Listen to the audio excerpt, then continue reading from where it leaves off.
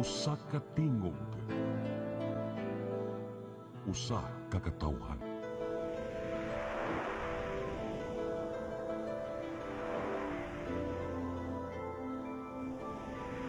Cebu Catholic Television Network.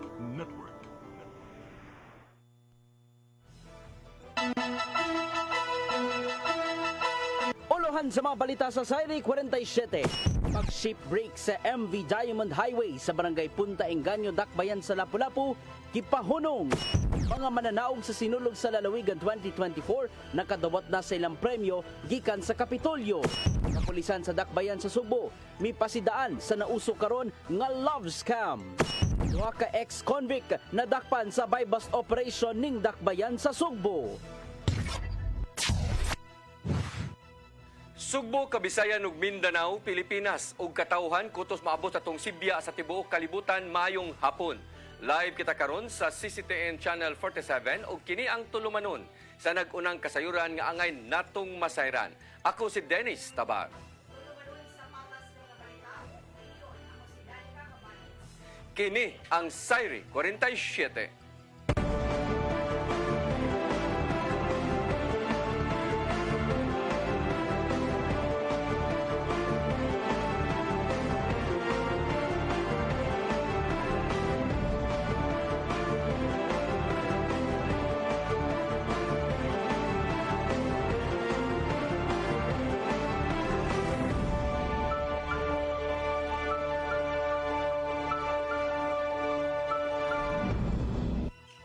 O karon sa kompletong detalye sa atong mga balita, Lapu-Lapu City Mayor Junard Ahong Chan mipahunong sa pagguba sa MV Diamond Highway nga naa nahimutang sa Barangay Punta Engaño.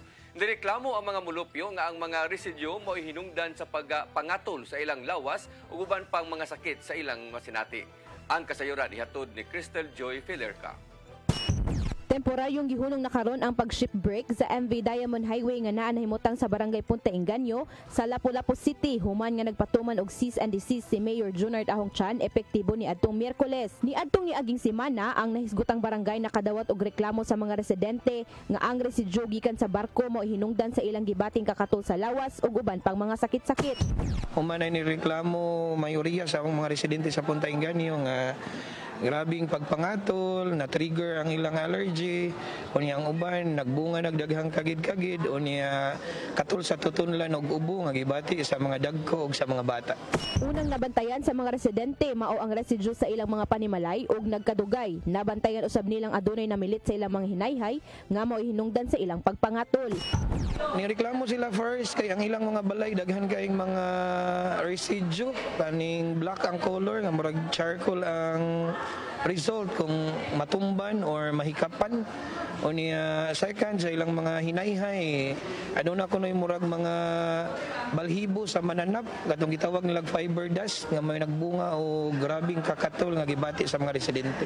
Iban-abanang moabot sa 200 kapin ang mga residenteng naapektuhan apan base sa natala sa health center sa barangay 105 pa lang ang nagpalista. Dugang pa ni Estardo nga tulo ka sitio ang naapektuhan nga naasubay sa kabaybayunan kung diin laban sa mga apektado mga batang nagpangidaron og 8 ngadto sa 12 anyos. Human sa nadawat nga reklamo nagpakitabang ang maong barangay ngadto sa opisina sa mayor aron maaksyonan og labi na usab sa City Health Office aron paspas nga aksyon para sa mga apektadong lumulupyo. Matod sa mayor nga ang temporaryong pagpahunong itagana aron sa pagsunod sa rekomendasyon sa Lapu-Lapu Health Office.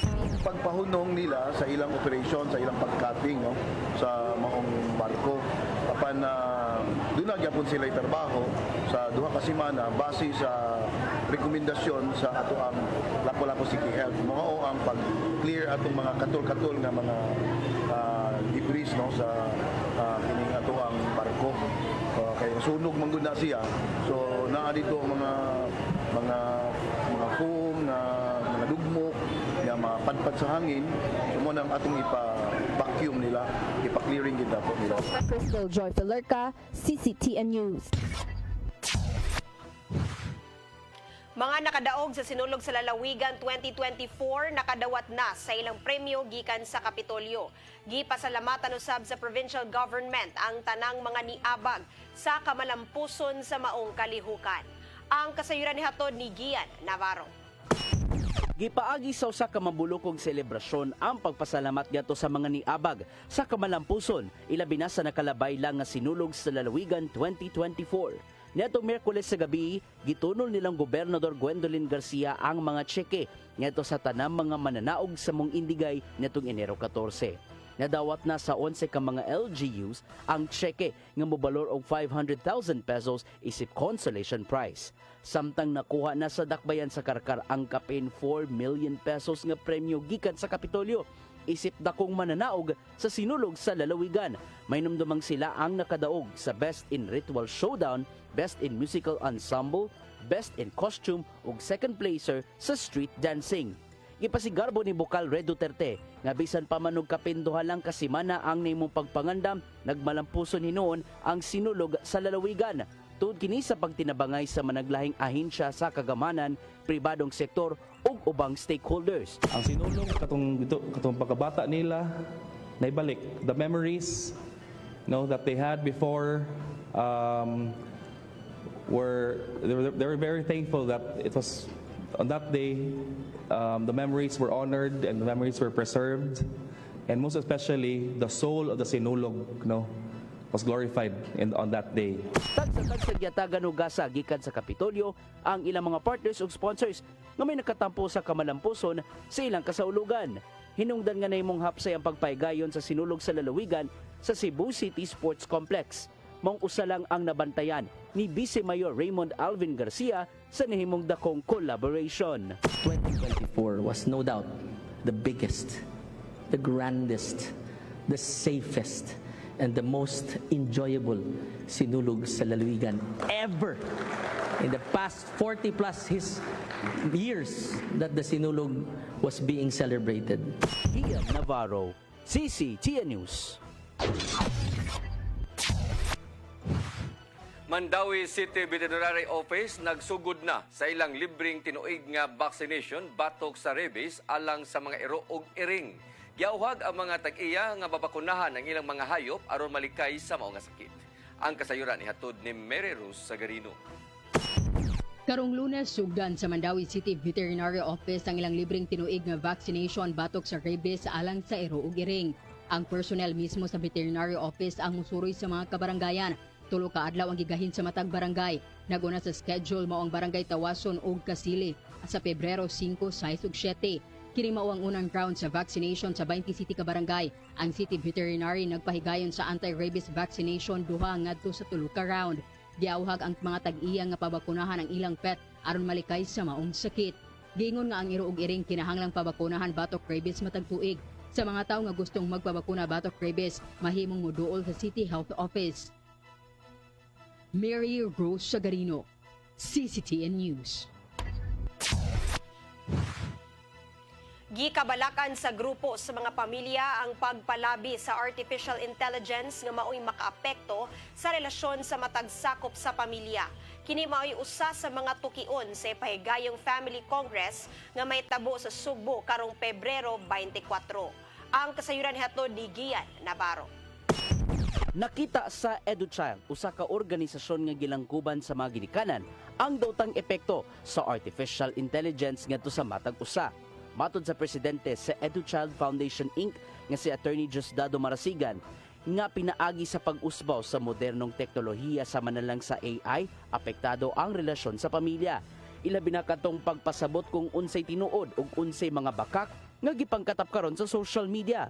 Giyuyonan usab diya ang kabalaka gikan sa Ahensyang Council for the Welfare of Children nga may mong gamiton ang artificial intelligence sa daotang paagi sa manalang sa pagbaligya sa hulagway sa ilang mga anak ngadto sa mga dark web application aron gamiton sa pornografiya ug uban pa gamit ang AI. Pornography, at least for pornography, it's dangerous, but parang isang tingin mo pala, parang alam mo na, no, it's wrong. But there are certain things that you think that it's all right, but hidden underneath is fake news, is fake everything. It's immorality and everything is there. Mao mitambag ang EduChild ngadto sa mga ginikanan nga kung mahimo gamiton sa responsableng paagi ang modern technology sa manalang sa artificial intelligence. Usa kini sa mga isyung tukion ato sa 21st Congress of the Family Enrichment nga ipahigayon sa Waterfront Hotel Cebu karong Pebrero 24 hangtod 25. Mag-abot ang kapin usa ka libo ka mga ginikanan, educators ug uban pa gikan sa 35 ka mga nasod. Mohatag sa tagsatag sa ka mga lectures ang napo ka mga international speakers bahin sa family relationship, modern technology, mental health ug uban pa nga may labot ang pamilya. Really more on awareness, making the parents, couple, participants aware of what's going on, not just in the Philippines but in the world. That's why it's a pool of speakers from all over and experts in their field. Daw man usab nga makatambong ang dili mo menos sa 200 ka mga Cebuanos diin, libre silang makadungog sa mga panahom gikan sa mga eksperto human gisubsidiya gikan sa EduChild. Gipasiugdahan sa International Federation for Family Development ang mong Family Congress ug gipanginaut nila ang mainitong suporta gikan sa mga Sugboanon. Gian Navarro, CCTN News. Ikaduhang batch sa jail-based rehabilitation program sa Mandawi City Jail o sa Mandawi Substance Abuse Prevention Office sugda na karong buwan na. Moabot sa 63 ka mga PDL nga adunay kaso nga gikalamigitan sa ilegal nga drogas ang nigraduar sa unang batch sa niaging tuig. Ang kasayuran ihatod ni Mary Rose Sagarino. Gikatakdang sugdan sa karong buwana ang ikaduhang batch sa jail-based rehabilitation program sa Mandawi City Jail o Mandawi City Substance Abuse and Prevention Office kuno Magsapo. Ang pangu sa City Jail nga si Jail Superintendent Attorney Jonathan Baltar og sakop sa Magsapo ang nagtigom aron sa pagtuki sa ikaduhang hugna sa programa. Ang mga PDL nga ipaubos sa rehabilitasyon mao nga adunay kaso bahin sa ilegal nga drogas. Nahinaot ang dakbayan nga pinaagi sa maong in-jail rehabilitation program makatabang kini sa pagbag-o og paggiya sa mga piniriso samtang ana sila sa pasilidad. Ang Magsapo gikatakdang musugod sa profiling sa PDL karong Pebrero 4. Human niini magsugod na ang mga session sa alang sa ikaduhang hugna sa programa. Ang rehabilitation mulungtad og 6 ka buwan. Sila motambong kaduha sa usa ka semana. Sa unang batch niabot sa 63 ka PDL ang nigraduar Oktubre ni aging tuig. Ang programa nagsugod Pebrero tuig 2023. Mary Rose Sagarino, CCTN News. Misugyot ang National Commission of Senior Citizens nga wag tango na lang ang purchase booklet aron makapahimo sa discount ang mga idaran. Nagganayon si NCSC Chairperson Franklin Quijano nga maghimo na lang og centralized database tungod kay mas sayon kini. Nakita ni Quijano nga adunay mas maayo nga pag-record sa gipang palit sa mga senior citizen sama na lang sa mga tambal aron kalikayan ang overbuying. Pinaagi lang sa ID nga adunay quick response kon QR code. Mas dali ang pagkontrol sa pagpalit sa tambal ug uban pa. Daan ang nakita ni House Deputy Majority Leader Erwin Tulfo nga walay gamit ang purchase booklet sa mga senior citizen tungod kay hasulman kini.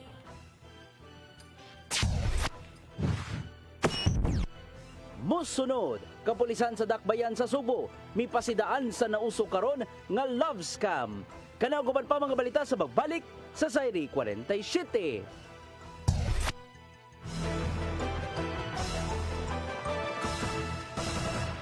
Ako si Mr. Rudy Romares, electrical subcontractor ng maong building. Ani adto nga wala pa ko mogamit og koy sakit akong tuhod, iglakaw na ko, akong mga lutaha no. Labi na gikan ta sa overtime. Di sa ko ganahan mo kaon, nindot na ang resulta kay karon mo agi ta sa rampa diha no, maglakaw ra jud ko. Mga batan-on nga mauwahin akong lakaw kay kusog na ko mulakaw tungod sa paggamit nako sa koy. Suway mo gamit sa koy kay nindot kay resulta. Daghang kay salamat sa koy herbal capsule. Barato na, epektibo pa.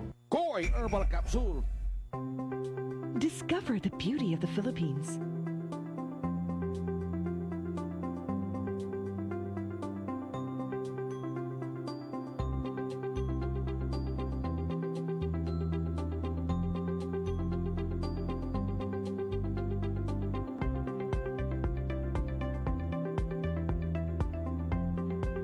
With Philippine Airlines, the country's flag carrier.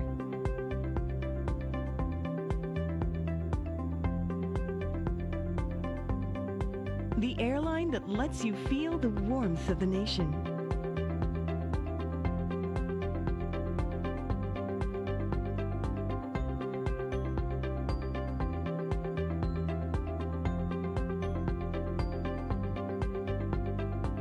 Mabuhay!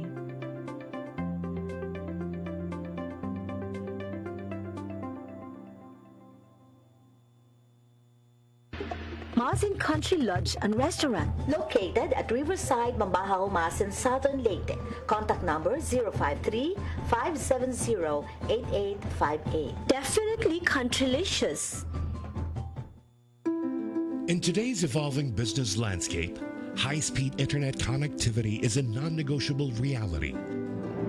The Philippines, recognized to be one of the dynamic economies in the region, home to hundreds of thriving businesses, is at the forefront of serving millions of people through digital technology.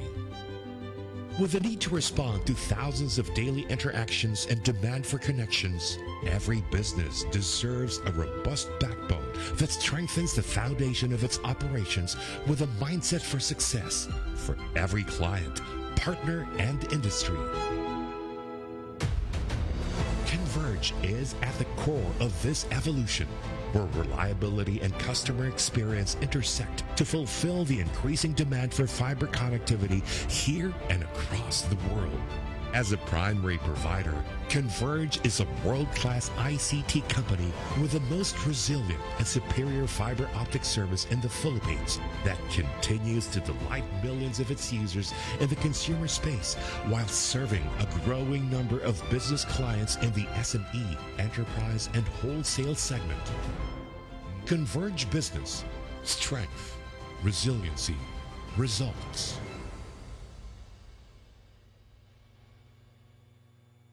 Unlock true health with Form and Function Corrective Chiropractic. Performing form, optimizing function naturally.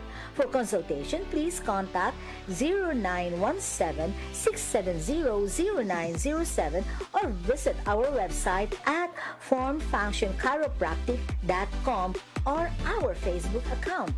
Form and Function Corrective Chiropractic, most trusted chiropractic in Cebu. On behalf of Fairchild Cooperative, I would like to thank all the members who have been with us all these years and who continue to support and patronize our services. At this time, I would also like to invite new members who will be part of our growth and push forward for a bigger cooperative movement, not just in Region 7, but the entire country of the Philippines.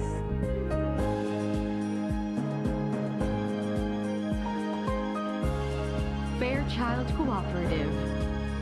Your cooperative, your community, your partner for life.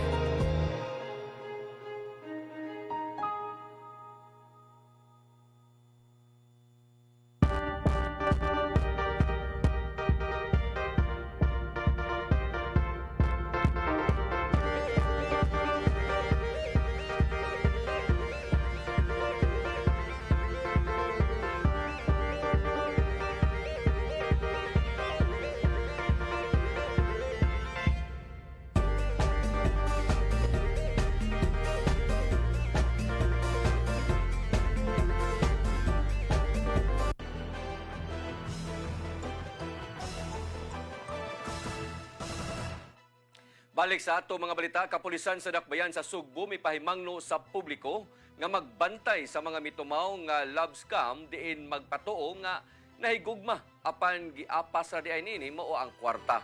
Matod sa PNP nga dili dayon motuo sa mga pasalig aron dili mabiktima sa mga mangingilad. Ang kasayuran ihatod ni Arnold Bustamante. Ang mga kriminal wala kini gipili nga panahon mapasko man o marelihiyosong kalihukan likip na usab ang buwan sa gugma nga mao ang Pebrero tungod kay posibleng mugara na usab ang kaso sa love scam. Ang Scam Watch Pilipinas, kausa sa mga buhatan sa gobyerno nga nag-edukar sa mga Pilipino batok sa pagpangila diha sa internet, may pahibaw nga magbantay kining nagkaduol na ang Valentine's Day. Ang target usab sa mga scammers mao ang kasing-kasing sa tao para makakuhag dakong kwarta. Ilabi na kadto nga mga tao nga hilig mangita higugmaon diha sa internet, saglit sila ang naa sa peligro nga mabiktima sa ila dining mao nga matang sa mga kriminal. Dunay 8 kamatang sa love scammer, kini mao aga gitawag nilag sad girl o boy. Din magpatuo kini nga masulubon o mangutang daing kini. The seducer din gamiton ang ihang nga kagwapo o kagwapa ara mangayog kwarta. Ikatulo, ang investor magpatuo kini nga big time nga negosyante ug moagni kini nga mosulod sa investment. Ikaapat, ang serviceman nagpatuo ni nga naa sa military service o baka pulis aron mangiland. Ang ikalima ang escort nga mogamit og hulagway sa profile picture nga makapatintal sa target. Ang ikaunom the slow burn ang mangingilan nga nag-antos nga makuha ang pagsalig sa tao. Ang ikapito the blackmailer ang mga tao nga kusog magpa-fall sa gibati o gamangayo dayon o hubo nga hulagway o video nga may gamiton sa pag-blackmail aron makakuha kwarta ug ang kadapusan ang predator. Kini sila mao ang mga idara na diin ang ilang target mao kadto nga mga batan-on pa nga mao ilang biktimahon. Tungod ani ang kapulisan sa Dakbayan Sugbo pinaagi ni Police Lieutenant Colonel Janet Rafter nanabagan karon sa katawhang Sugboanon nga magbantay nining mao nga matang sa paagi diha sa social media aron dili mabiktima ilabi na sa gitawag nila gag too good to be true nga pasalig. Kita mismo no mabay man laki or kinsa man gani diha sa ato ang komunidad. Let us be very cautious. Kung naa gani magkuan sa ato mo kanang mupadayag og gugma nga kanang murag dinalian kay ba nga too good to be true, magbantay na gyud ta ana. Ang Anti-Cybercrime Unit 7 doon na nagipang post diha sa social media unsaon nga dili mabiktima sa mga online scammers ilabi na karon nga nagkaduol na ang adlaw sa gugma. Ang Scam Watch Pilipinas doon nagipakatap nga hotline nga mamahimong nga matawgan kung galing nagduda sila nga mga nakaila sa Facebook nga mipadayag silang gugma. Apan ang PNP miawhag sa katawhan nga dili dayon motuo sa pulong nga gugma niadtong wala pa nila mailhi sanglit mao kini ang labing giabuso nga pulong sa tibuok kalibutan. Arnold Bustamante, CCTV. Moabot sa 500 ka mga illegal settler dool sa Bulacau River ang papahawaon sa syudad sa Sugbo. Sila maoy prioridad sa syudad nga hatagan og housing facility nga tukuron sa bag-ong South Coastal Medium Rise Building sa South Road Properties. Matod sa pangu sa Task Force Gubat sa Baha nga padayon ang ilang river assessment sa 8 kasapa sa syudad aron sa paghihap sa mga maapektuhan sa 3-meter easement zone. Tumong sa River Redevelopment Project, mao ang paghatag og solusyon sa grabing pagbaha sa syudad ug ang kapiligro sa mga namuyo sa kilid niini. Adunay 500 ka mga illegal settlers nga nagpatong sa sapa nga nagsubay sa Bulacau River gikan sa 4 ka barangay gikan sa Barangay Pamutan, Tuong, Inayawan ug Bulacau.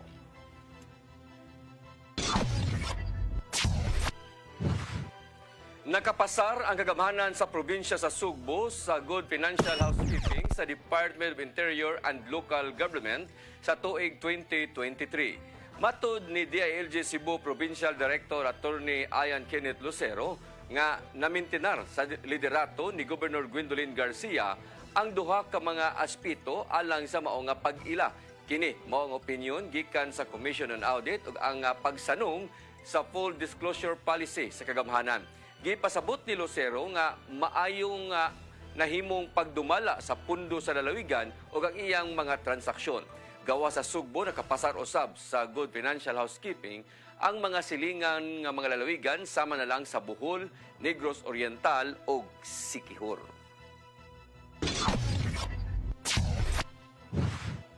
Nagpirmahanay na ang kagamhanan sa syudad sa Sugbo ug Department of Education alang sa paigayong palarong pambansa 2024. Gitambungan ang MOA signing nilang Mayor Michael Rama ug Vice Presidente Sara Duterte.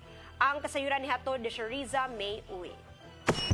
Formal na nga nagpinarmahay og kasabutan ang Department of Education ug Cebu City Government isip official venue sa paygayon nga palarong pambansa 2024 dinhi sa Dakbayan sa Sugbo. Personal nga mitambong si Vice President ug DepEd Secretary Inday Sara Duterte sa maong kalihukan. Giklaro sab niya nga patas ug walay pabor-pabor ang pagpili sa Sugbo isip venue sa palarong pambansa 2024. Gani masaligon si Duterte nga mamahimo kini nga malampuson ug mabulukon ang palarong pambansa sa Sugbo human sa 30 ka tuig nga gipaabot nga mabalik ang pag-host sa Sugbo sa palaro. Nangotanak ko kinsa may nidaog ana sa Cebu. Ay nakaanag ko, ay salamat Lord. Thank you Santo Niño. Daghan salamat. So ingana kakulba para sa ako ang selection sa palarong pambansa tungod kay nagsigi kog tando sa Cebu City pero wala gyud ko mobuhat nga maingon nga gi-impluwensyahan nako ang resulta sa pagpili. So you did it on your own. And congratulations sa inyong tanan. Ibutyag sab niya nga personal nga nanawag yod sa Cebu City Mayor Michael Rama o Governor Gwen Garcia kalabot sa pag-host sa palaro nga ipegayon sa Sugbo, ilabi na nga kompetensya sa Sugbo mausab ang Bacolod City. Apan tungod sa haom ang Sugbo nga maka-accommodate sa mga atleta gikan sa nagalanlaing dapit sa nasod, mamahimo kini nga napili sa palarong pambansa electoral boards. Pag pili namo sa lugar kung asa ang sunod nga palarong pambansa, kabaw ba mo no, gitawagan ko ni even before nagbid ang Cebu City, nitawag na si Mayor Rama sa ako, ana siya Inday Sara, anak ko, yes sir, ana siya, ang Cebu City Pagingon pa lang niya, gingana, kasabot na ko, di ba? Nagdako ubi ako sa politika, kasabot na dahin ko, ingon siya, Cebu City. Magbid mi sa palarong pambansa. Anak ko, yes sir, niyan ako kining na may mga requirements, i-comply lang ninyo ang requirements, siguraduha lang ninyo na complete na siya, kaya basin ma-disqualify mo.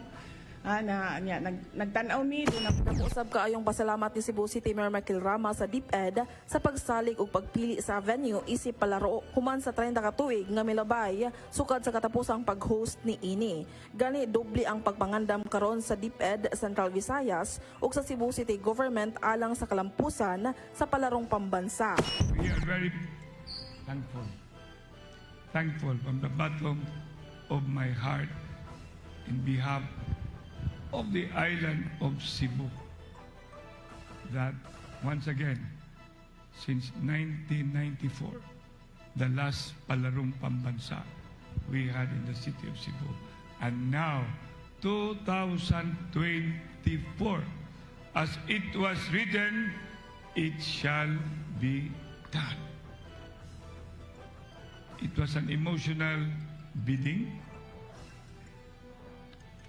It was not an easy convincing, but at the end of the day, the fruit of the labor is, the proof of the pudding is in the eating.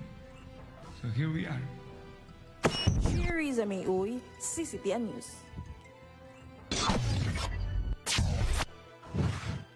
Muabot sa 200 milyones ka pesos ang gigahin sa syudad sa Sugbo alang sa palarong pambansa nga ipahigayon sa dakbayan sa Sugbo.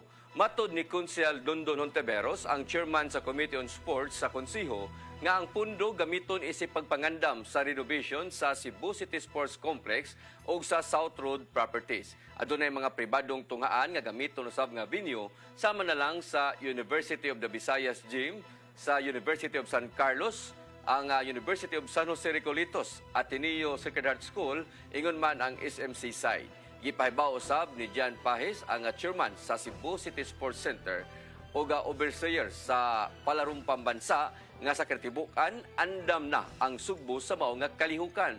Naibawaan nga buksan pagbalik ang Cebu City Sports Center karong umaabot buwan sa Abril.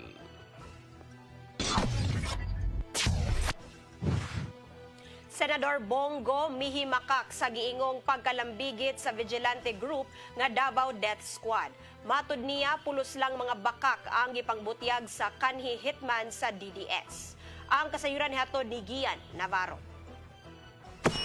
Hugtanong gihimakak ni Senador Bongo ang pasangil sa giingong pagkalambigit sa mga operasyon sa vigilante group nga Davao Death Squad. Human kini sa nimong pagbutyag sa nagpailang kanhi hitman sa DDS nga si Arturo Las Cañas nga nagkanayong adunay impormasyon sigo bahin sa mga target sa maong death squad. Matudigo nga puros mga bakak o ginama lang ang mga gipangsulti ni Las Cañas tud kay walay mando si kanhi Presidente Rodrigo Duterte bahin niini.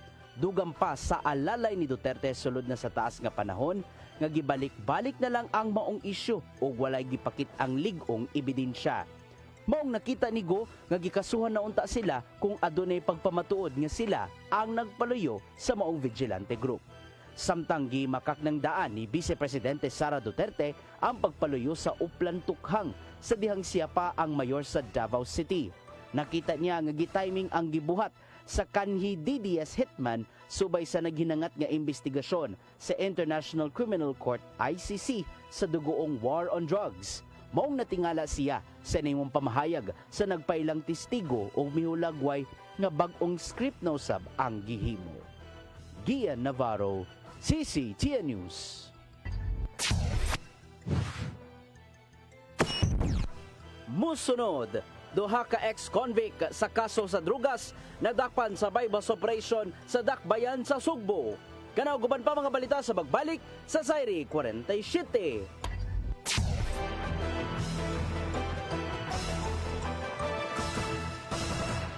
Ako si Mr. Rudy Romares, electrical subcontractor ng maong building. Ani adto nga wala pa ko mogamit og ko'y sakit akong tuhod, iglakaw na ko, akong mga lutaha, no. Labi na gikan ta sa overtime. Di sa ko ganahan mo kaon, nindot na ang resulta kay karon mo agi ta sa rampa diha, no, maglakaw ra jud ko. Mga batan-on nga mauwahin akong lakaw kay kusog na ko mulakaw tungod sa paggamit nako sa koy. Suway mo gamit sa koy kay nindot kay resulta. Daghang kay salamat sa koy. Herbal capsule, barato na, epektibo pa. Koy Herbal Capsule.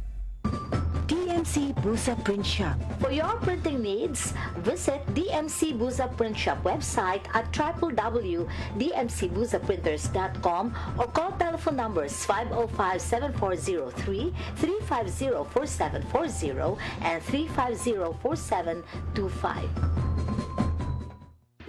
Masin Country Lodge and Restaurant, located at Riverside, Mambahaw, Masin, Southern Leyte. Contact number 053-570-8858. Definitely countrylicious.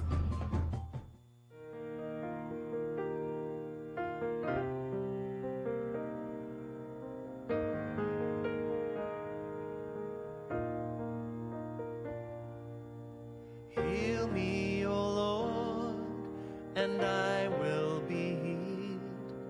Save me, and I will be saved. Heal me, O Lord, and I will be healed. For you are the one I praise. You are the one I praise. Sing it with me.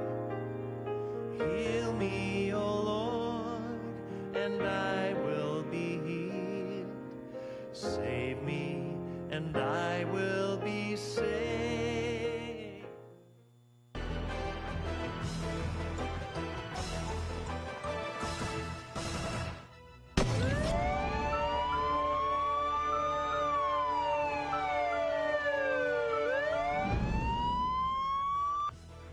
Balik sa ato mga balita, duha ka ex-convict sa kasong drugas ang nadakpan sa bypass operation kagabi sa sitio Black Cats, Dulho, Fatima, ning Dakbayan sa Sugbo.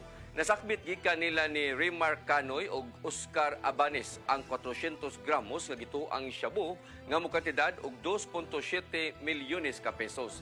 Nasuta nga gikan sa sulod sa Cebu City Jail ang iyang kontak nga usab ka drug personality. Si Ibanez kung si Abanes nga mo-deliver og supply sa illegal nga drugas ngadto kang Canoy nga mausab ang mohatag sa iyang mga downline. Nadakpan sa mga sakop sa CIDG Cebu City Field Unit ang lalaki nga nadungog nga mamaligyag armas sa sitio Tanggili, Barangay Busay ning Dakbayan sa Sugbo. Nasakmit gikan kang Adrian Erom alias Adi ang duha ka kalibre 45 nga armas nga dunay magazine ug mga bala. Nasayran sa CIDG Cebu City Field Unit nga modawat og prenda nga armas si Erom ug kundili malukat iya usab kining ibaligya o iyang pailisan og illegal nga drogas. Hinungdan nga gipahigayon ang operasyon. Illegal nga pagpayuhot og armas ang giandam nga kaso sa CIDG batok sa dinakpan nga kasamtangang gibalhog sa custodial facility sa maong buhatan. Niabot sa kapin 900 ka mga kawani sa Lapu-Lapu ang napailawom sa drug test tabuan sa Enero. Nabantayan nga daghan ang nagpositibo karon o gipangtangtang na sa serbisyo. Ang kasayuran ihatod ni Crystal Joy Filerca. Niabot og 926 ka mga empleyado sa Lapu-Lapu City gikan kini sa barangay ug City Hall ang napaubos sa drug test ni adtong buwan sa Enero. Kung diin 25 niini ang nagpositibo ug kadaghanan mga job orders nga gipangtangtang na sa serbisyo subay sa mando sa mayor. Namatikdan sa Executive Director sa City of Lapu-Lapu Office for Substance Abuse Prevention kon CLOSAP nga si Gary Lau, ubay-ubay na pud ang namalik human nga daghan na usab ang nagpositibo sa unang buwan pa lang sa tuig. Ubay-ubay sad to, pero mas daghan nun na month of January pa baya ta ha.